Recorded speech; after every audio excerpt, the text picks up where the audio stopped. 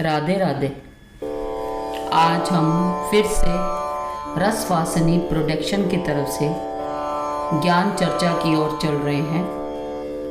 पिछले एपिसोड में हमने आपको राम नाम की महिमा बताई थी और इस एपिसोड में हम राधा जी और कृष्ण जी से संबंधित कुछ रहस्य प्रकट करने जा रहे हैं।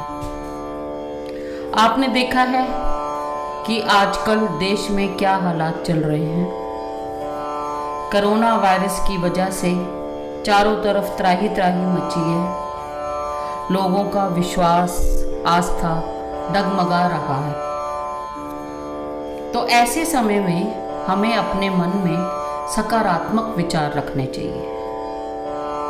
देखिए, जैसा हम सोचेंगे वैसा ही हमारे साथ होगा। तो हमें चाहिए कि सकारात्मक विचार रखें ताकि हम इस परिस्थिति से जूझ सकें और राधा जी और बिहारी जी के द्वारा बाहर निकल सकें। आपने देखा होगा कि जब भी अब आजकल हम टीवी चलाते हैं उसमें सारी खबरें कोरोना वायरस से संबंधित ही होती है, क्योंकि बहुत सारे लोग इस बीमारी से ग्रस्त हो गए हैं।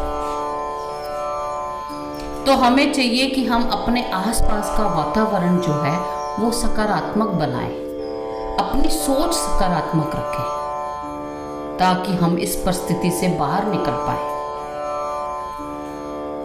थोड़ी सी कोशिश कर रही हूं मैं लोगों तक अपनी बात पहुंचाने की, ताकि उनका मन बदले, थोड़े से विचार बदलें और दिमाग दूसरी तरफ लगे। आज मैं आपको वृंदावन में स्थित तुलसी बाग के बारे में, या दूसरे शब्दों में निधि वन के बारे में कुछ बताना चाहती हूँ। वृंदावन में जब हम दर्शनों के लिए जाते हैं, यूं तो वहाँ बहुत से मंदिर हैं और हर मंदिर की अपनी महानता है, लेकिन आज मैं आपको सिर्फ निधि वन के बारे में ही, उनके रहस्यों के बारे में ही बताना चाहती हूँ। जब हम वृंदावन जाते हैं दर्शन करके, हम अगर वृंदावन की परिक्रमा शुरू करें तो रास्ते में ही निधि वन आता है और उस निधि वन के बहुत से रहस्य हैं। बहुत सारे टीवी चैनल्स ने, मीडिया ने उन रहस्यों को जानने की कोशिश करी, लेकिन कोई भी उनको पार ना पा सका, क्योंकि वो रहस्य है ही ऐसे कि जिसको सुनकर, जिसको देखकर ये मानने पर दिल मजबूर हो जाता है कि बिहारी जी और राधा रानी जी हमारे कहीं आसपास ही हैं। बस उनको सिर्फ महसूस करना है हमें। और अभी जिस परिस्थिति से हम गुजर रहे हैं ना, तो ऐसी चीज़ों की हमारी लाइफ में बहुत ज़रूरत है कि हम ये माने कि प्रभु, परमेश्वर, ईश्वर, राधा जी, कृष्ण भगवान जी और सभी देवी देवता हमारे आसपास ही हैं। निधि वन के बारे में आज हम चर्चा करेंगे। एक बारी हम निधि वन गए और हमने सोचा कि हम भी रात को वहां रहेंगे और सुबह 4 बजे मंदिर खुलता है, हम भी उन सब चीज़ों का दर्शन करेंगे।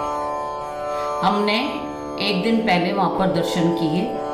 पुजारी जी ने हमारे सामने वहां का जो एक विशेष कक्ष है उसमें बिस्तरा लगाया, उस पे अच्छी चादर बिछाई, फूलों की सजावट करी, दूध का गिलास रखा, कुछ पान की गिलोरियां रखी, लड्डू रखे और कुछ श्रृंगार का सामान रखा।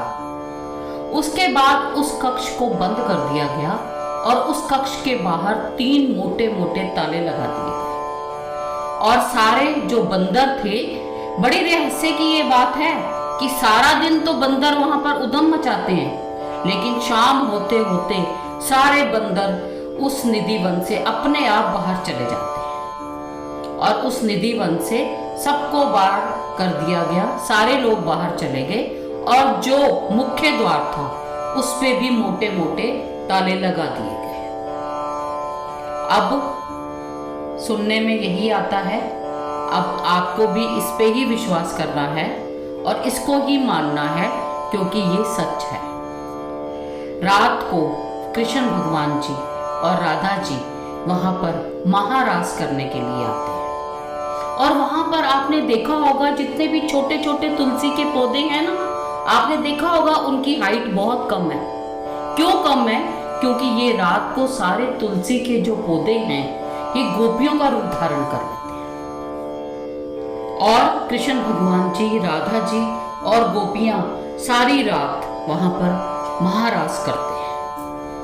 कुछ लोगों ने जो उस निधि वन के आसपास रहते थे, रात को घुंघरुओं की आवाजें, बांसुरों की आवाज और दूसरी और आवाजें भी सुनी हैं।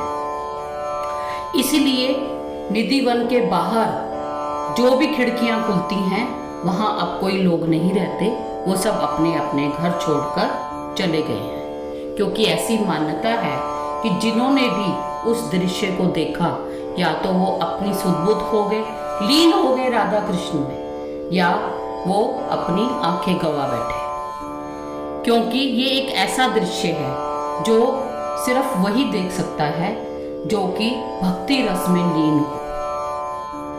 अब सुबह 4 बजे के करीब मुख्य द्वार के ताले खोले गए। हम भी रात को वहीं एक होटल में रुके थे और हम भी 4 बजे नहा धोकर तैयार होकर वहां पहुंच गए। मेन मुख्य दरवाजे के सारे ताले खोलकर हम अंदर गए। अंदर जाते ही सबसे पहले हम उस कक्ष की ओर गए जहां पर वो सब सामान रखा था और उसके बाहर मोटे मोटे 3 ताले डाले गए थे। पुजारी जी ने एक के बाद एक ताले खोले। एक ताला खोला गया, दूसरा ताला खोला गया, तीसरा ताला खोला गया। हम सब राधे नाम की धुन में लीन हो गए।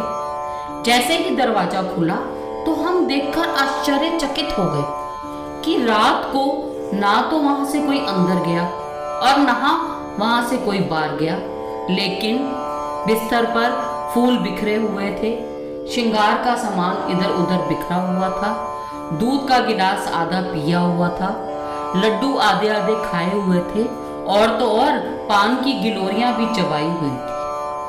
मैं तो वो दृश्य देखकर एकदम स्तंभ रह गई कि कलयुग में प्रभु ने कहा था कि मैं सिर्फ भक्ति से ही प्राप्त होऊंगा, और आज ये देखकर मेरे मन में उनके प्रति अगाध भक्ति पैदा हो गई और एक विश्वास पैदा हो गया कि प्रभु तो हमारे आसपास ही हैं, बस हमें उनको उस निगाह से देखना है, उनको खोजना है।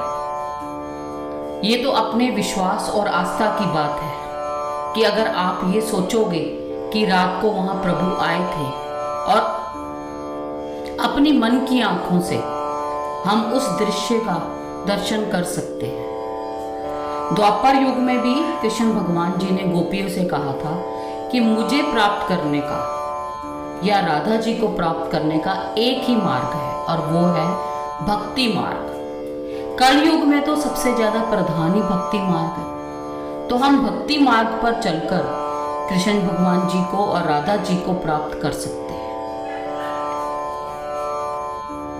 कलयुग में तो भक्ति ही सर्वोत्तम मार्ग है प्रभु को प्राप्त करने का, और हमको इस परिस्थिति से अगर बाहर निकलना है तो हमें पूरा दिन भक्ति करनी चाहिए ताकि प्रभु आए और अपने मानव को यूं रोता बिलखता देखकर उसको इस परिस्थिति से, इस दुख तकलीफ संकट से बाहर निकाल सके। ये था निधि वन का रहस्य, जहां आज भी रात को राधा जी और कृष्ण जी आते हैं, वहां महारास होता है और गोपियां भी आती हैं और उसकी आवाज़ें आसपास के लोगों ने बड़े आराम से सुनी हैं और उस पर उनका पूरा विश्वास है, पूरी आस्था है।